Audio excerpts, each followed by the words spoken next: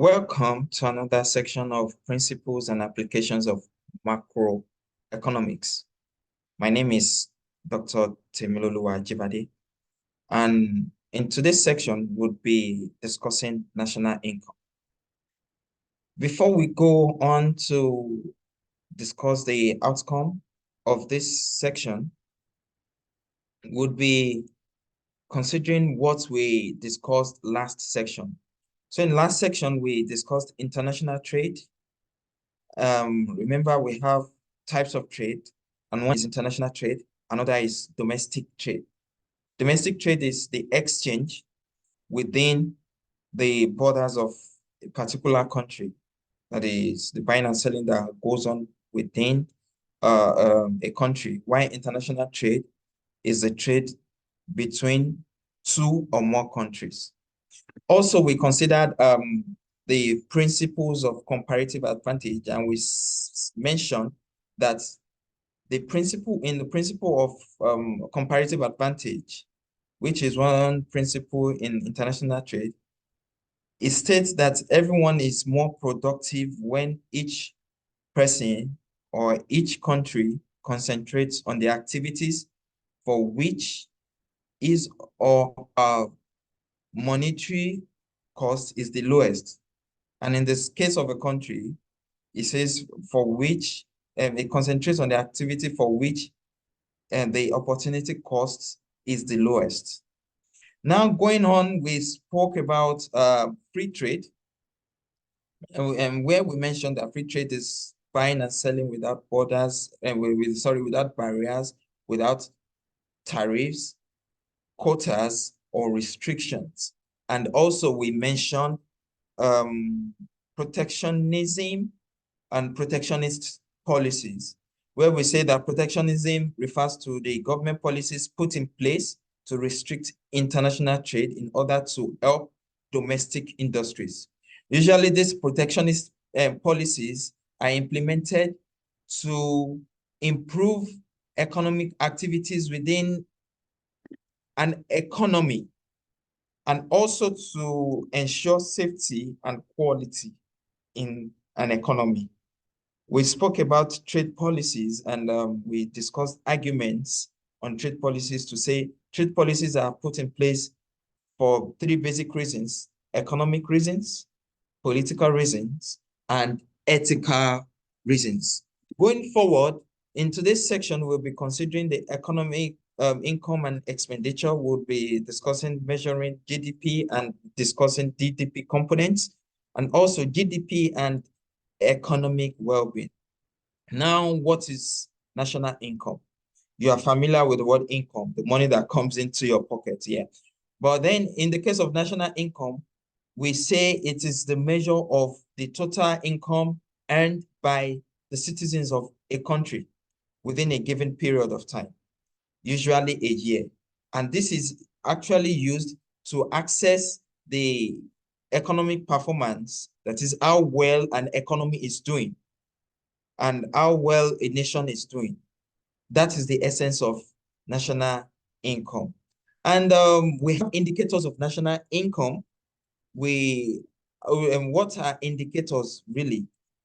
When you want to know how well you are doing, when you want to know how things are supposed to be, you look out for signs, you look out for indicators. So there are pointers. Indicators refer to pointers. They allow, in the case of economic indicators, they allow us to know how well an economy is doing. Is the economy doing well?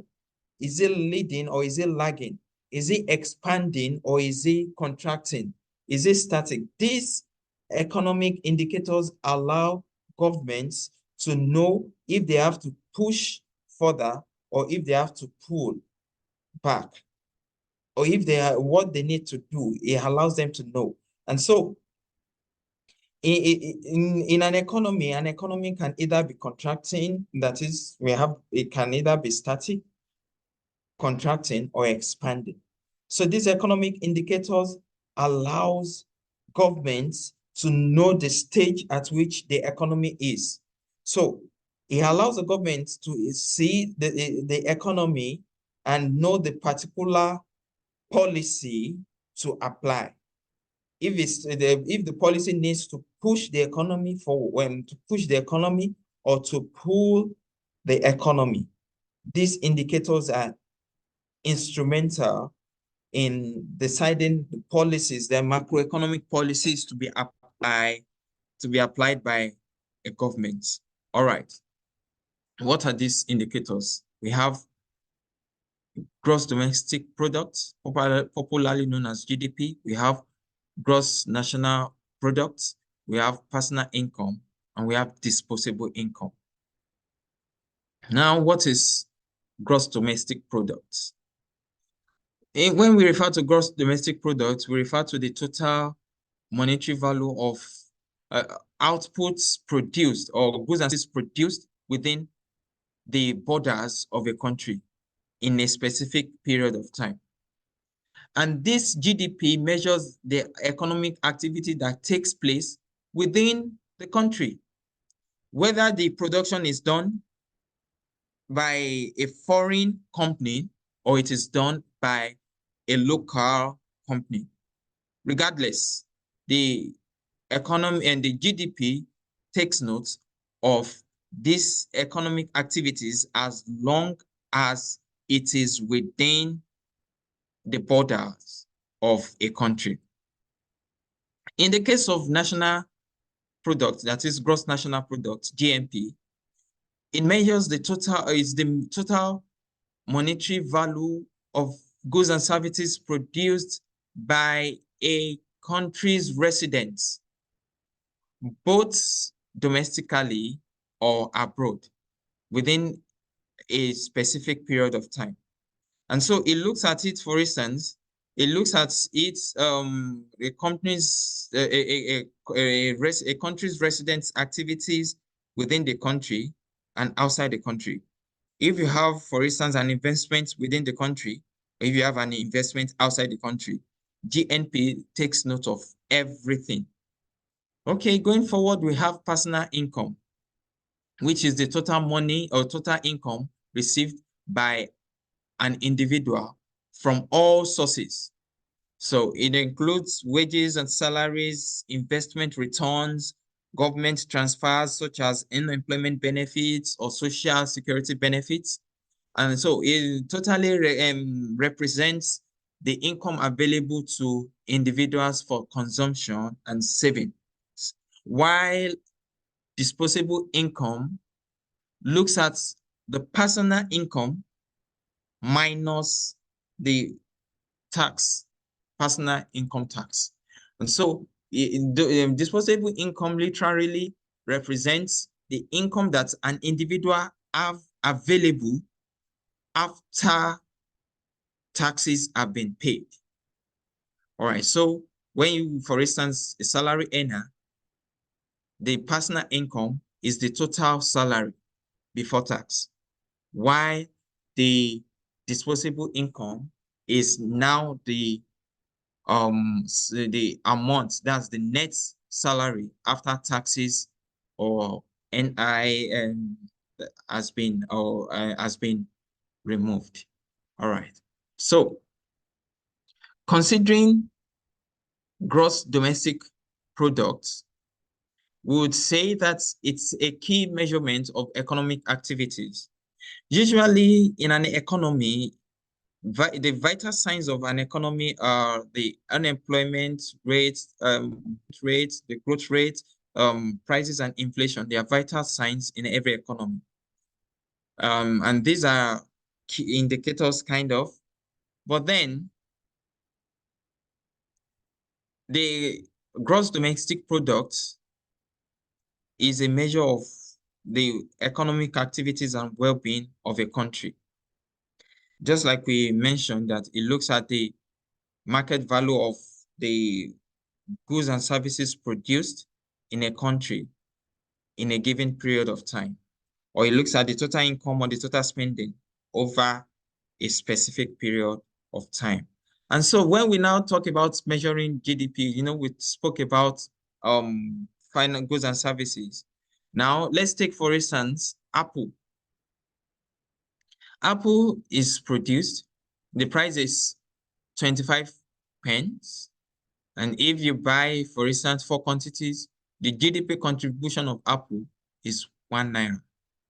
And so also when you consider banana, we look at 50p, and you look at if you buy 6 quantity, that's the total output now is 3 naira. So now GDP considers this total contribution, that's the total monetary value of these products, which is 1 naira, 3 naira, and 6 naira.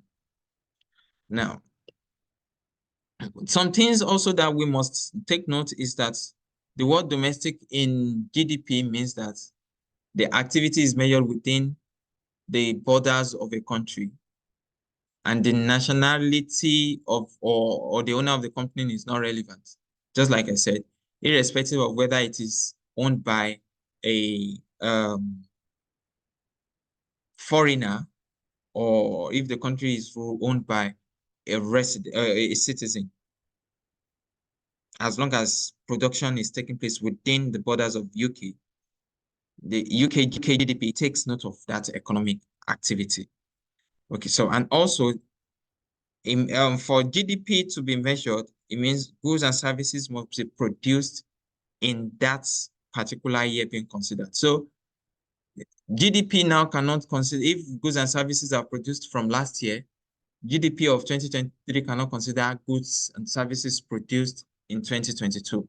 Or GDP of 2024 cannot consider goods and services produced in 2023.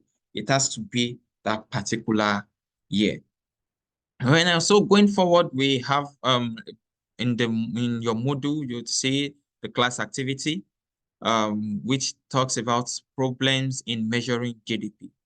The write-up there, which is a screenshot, does spoke about some discussions, which write-ups which you can read, and then you would be able to discuss the problems of measuring GDP. So today we have discussed the national income, which we say is the measure of the total income earned by residents of a country within a specific period of time.